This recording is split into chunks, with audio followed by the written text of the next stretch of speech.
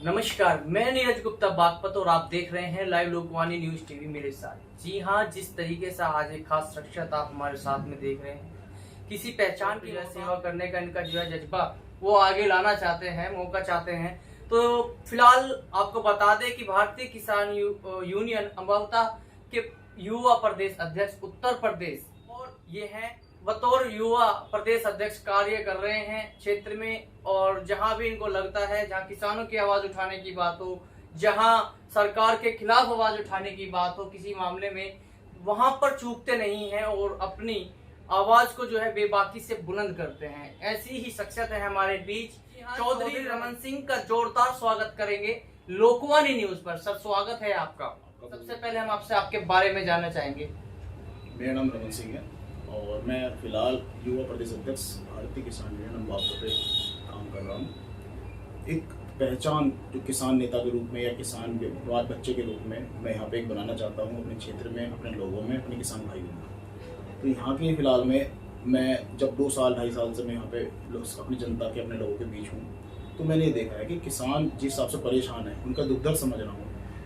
हाल ही में अब मैं किसान बेटा बन गया कि जो है एक किसान नेता के रूप में जो है पहचान बनानी है और आगे बढ़ना है। इससे पहले भी मैंने कई पार्टियों में काम किया है, लेकिन पार्टी का एक विजन जो कि एक सिर्फ एक पर्दे के पीछे कुछ और पर्दे के सामने कुछ और होता है, ये किसानों और जनता के लिए एक डमी और फ्लॉपी वाला एक पैटर्न रखते हैं। मतलब जो पार्टी के अंदर होता है वो बाहर कभी नहीं रखते हैं, इनका अंदाजा कुछ और होता है। लेकिन किसान बेटा और किसान नेता बन के मैं जैसे संगठन में काम कर रहा हूँ, मुझे अब सच्चाई में पता लगा है कि किसान बेटा सच में एक काम करने वाला एक पद होता है जिसमें आप जनता के लिए दिल से। और आप एक युवा हैं और आगामी लोकसभा चुनाव भी जो है नजदीक आ चुके हैं और जल्द ही जो है मतदान नामांकन होंगे है। आपको लोकसभा चुनावों के मद्देनजर कौन सी वो बात, कौन सी वो चीज जो है किसानों की जो हक की बात आप रखना चाहते हैं लोकवाणी न्यूज के माध्यम से बात रखना चाहता हूँ कि जितनी भी सरकारें अब तक उत्तर प्रदेश में या फिर भारत सरकार में आई है, मैंने सबको देखा है कि किसानों के लिए कुछ करते हैं।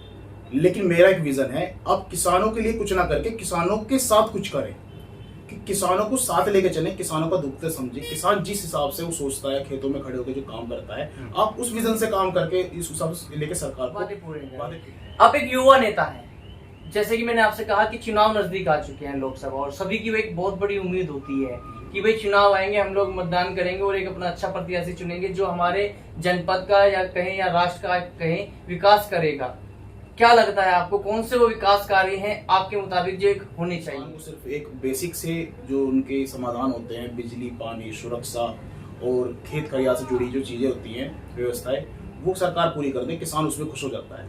लेकिन उससे भी ऊपर मैं सरकार का ध्यान और सरकार की जो बातें अपनी तरफ आकर्षित करना चाहता हूँ कि आपकी सुविधा से ज्यादा मैं आपका ध्यान और आपकी सावधानी किसान की तरफ खींचता हूँ। हम उनसे उनका समय मांगते हैं। अगर समय से वो हमारे किसान की बात समझ लेंगे तो शायद चीजें। और बात कही आपने रमन जी, बहुत अच्छा लगा कि क्योंकि किसानों को जो है अन्नदाता भी कहा जाता है और पूजनीय भी कहा जाता है, क्योंकि वो जो है पेट भरने का कार्य कहीं ना कहीं करते हैं समाज का। तो ये अपने आप में शायद इस धरती पे किसान ही ऐसा है जिसको भगवान का रूप दिया गया है, जो मिट्टी से एक अंग उगाकर और जनता का और पूरे हिंदुस्तान का, पूरी दुनिया का जो पेट भरने का काम करते हैं। शायद किसान के पास ऐसा दूसरा कुछ वर्ग नहीं है। हम इसके साथ में, किसान के साथ में मजदूर को भी लेकर आना चाहते हैं। मजदूर कौम भी एक, जैसे मान लो एक कुम्हार है, वो एक मजदूर काम करता है, लेकिन वो एक मिट्टी से कच्चा घड़ा या फिर ईंटों से एक मकान बनाना, वो भी एक ऐसा काम करता है शायद इस दुनिया में कोई नहीं कर पाएगा।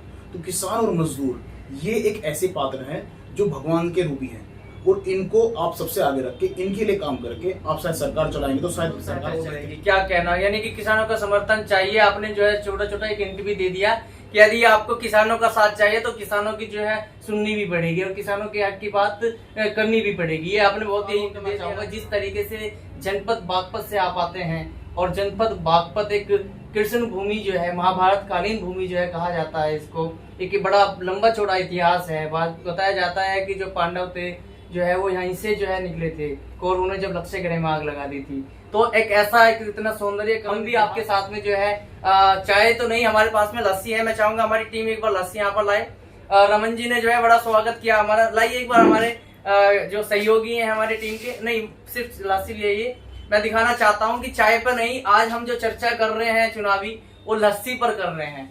तो ये रमन जी का बहुत बहुत धन्यवाद भी करेंगे हम। और ये जो सम्मान इन्होंने दिया है इसके लिए बहुत बहुत धन्यवाद। तो देखिए, अक्सर आपने चाय पर चर्चा सुनी होगी, लेकिन आज पहली बार लस्सी पर सुनी है, क्योंकि एक किसान परिवार से आते हैं और इस लस्सी का जो महत्व है, इस लस्सी को बनाने का जो महत्व है, वो एक किसान ही समझ सकता है, एक किसान ही समझ सकता है। बहुत ही सुंदर बात कही आपने। मैं लस्सी जानना चाहूंगा, जिस तरीके से जनपद में चुनाव है और बागपत के अंदर जिलाधिकारी महोदय जो हमारे जितेंद्र प्रताप सिंह है, उनके द्वारा निरंतर जो है मतदान के प्रति जागरूक करने की बात कही जा रही है, लेकिन मैं चाहूंगा कि आप जागरूकता के साथ, जागरूकता के लिए तो आप अपील करें, लेकिन आपका प्रत्याशी कैसा हो इस पर भी आप जो है अपना बेबाक जो है 2 शब्द जरूर। आज का समय सोशल मीडिया का है और सोशल मीडिया के माध्यम से सबको सारी बातें, सारी चीजें पता लगती है। हमारे जिलाधिकारी जिनका निरंतर प्रयास है कि जागरूकता मुहिम चलाई जाए और वोट समय पे और सभी लोगों के द्वारा डाली जाए, तो हम भी यही चाहेंगे कि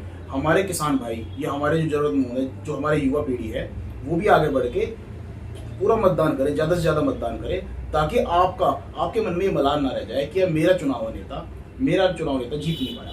तो आप पूरी मेहनत करें, पूरे लोगों को साथ लाएं। आपने देखा कि आपके पड़ोस में कौन मतदान नहीं कर पाया है, समय से मतदान करवाएं और ज्यादा से ज्यादा आपने जो देश के लिए, राष्ट्र के लिए और देश की जनता के लिए कार्य करेगा, आप उसका समर्थन करेंगे, उसका साथ देंगे। बहुत ही अच्छी बात लगी और बड़ी ही हमारे छोटे मोटे सवाल थे, आपने बहुत ही अच्छा उन सभी सवालों का बेबाकी से जवाब दिया, इसके लिए आपका बहुत न्यूज पर ये खास चर्चा आप देख रहे थे लस्सी पर। मेरे साथ रमन सिंह चौधरी साहब। जय हिंद, जय भारत, वंदे मातरम।